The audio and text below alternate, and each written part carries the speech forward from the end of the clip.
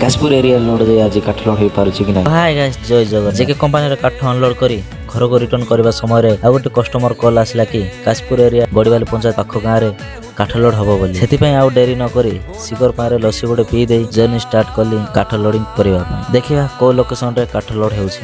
ଏମିତି ଡ୍ରାଇଭ୍ କରି ଲେଲିଗୁମା ରୋଡ ଧରି ପହଞ୍ଚି ଗଲି କାଠ ଲୋଡିଂ ହବା ଲୋକେସନରେ। ଫିଲ୍ଡରେ ପହଞ୍ଚୁ ପହଞ୍ଚୁ ସମୟ 4ଟା ବାଜି ଆସିଥିଲା। ସେଥିପାଇଁ କାମ କରୁଥିବା ଭାଇମାନେ ରାତି ହୋଇଯିବ ସକାଳ ଲୋଡିଂ କରିବା କହିଲେ। ତାଙ୍କ କଥାରେ ରାଜି ହୋଇ ଫିଲ୍ଡରେ ଗାଡ଼ି ଛାଡ଼ି ଭାଇ ସହିତ ଘରକୁ ପଳେଇ ଆସିଥିଲୁ। ଦେନ୍ ପୁଣି ସକାଳୁ ଉଠି ମାଝିଗୁଡ଼ାରେ ଜଳଖିଆ କରିଦେଇ ଗାଡ଼ି ପାଖକୁ ବାହାରି ପଡ଼ିଲୁ।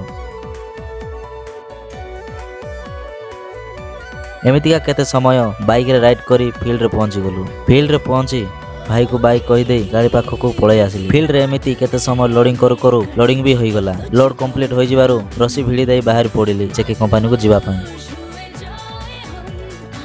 ଏମିତିକା ଡ୍ରାଇଭ୍ କରି ପହଞ୍ଚି ଗଲି ଜେକେ କମ୍ପାନୀରେ ପହଞ୍ଚି ବାହାର ଅଫିସରେ ଡକୁମେଣ୍ଟ ବାଗାରେ ଏଣ୍ଟ୍ରି କରିଦେଇ ୱେଟ୍ ବ୍ରିଜରେ ଲୋଡ ଗାଡ଼ି ୱେଟ୍ କରିଦେଇ ଭିତର ପାର୍କିଂରେ ଗାଡ଼ି ପାର୍କିଂ କରିଦେଲି। କେତେ ସମୟ ପରେ କାଠ ଅନଲୋଡିଂ ପାଇଁ ପରମିଶନ ଆସିବାରୁ କାଠ ବି ଅନଲୋଡ କରିଦେଲେ। ତାପରେ କାଠ ଅନଲୋଡ କରି କମ୍ପାନୀରୁ ବାହାରକୁ ବାହାରିବା ସମୟରେ ସମୟ ରାତି 12ଟା ବାଜି ଆସିଥିଲା। ଆଉ ନିଦକୁ ଆଖି ବି ବନ୍ଦ ହୋଇଯାଉଥିଲା। କମ୍ପାନୀ ବାହାରେ କେତେ ଡ୍ରାଇଭର ଭାଇମାନେ ଥଣ୍ଡା ସମ୍ଭାଳି ନ ପାରି ନିଆଁ ଜଳେଇ ଥିଲେ ବୋଲି ମୁଁ ବି ଯାଇ ଦେହକୁ ଟିକେ ନିଆଁ ପାଖରେ ଗରମ କରିବା ପାଇଁ ପଳେଇଗଲି। ନିଦକୁ ଆଉ କଣ୍ଟ୍ରୋଲ ହେଲା ନାହିଁ ବୋଲି ଗାଡ଼ି ପାଖକୁ ଯାଇ ଶୋଇ ପଡ଼ିଲି। ଯୋଉ ପ୍ରକାର ନିଦକୁ ଗାଡ଼ିରେ ଶୋଇ ପଡ଼ିଥିଲି ନା ଭାଇ, ସକାଳ ହବାଟା ବି ଜଣା ପଡ଼ିଲା ନାହିଁ। ଜୟ ଜଗନ୍ନାଥ।